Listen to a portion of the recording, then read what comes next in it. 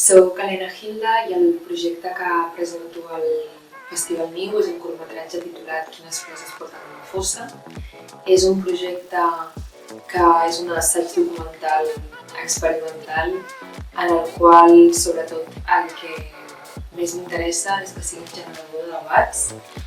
Parteix des del cas particular de la meva besàvia, la Joaquima Hernández Oliver, i és sobretot un intent de poder escoltar aquests silencis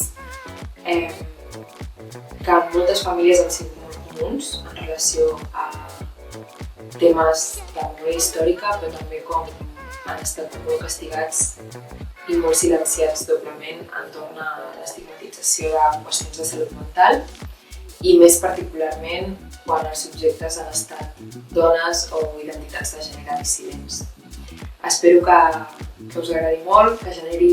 moltes preguntes, sobretot, que generi moltes converses i molts debats, molt enriquidors, com sempre, i ens veiem al Festival Niu el 8 de juny.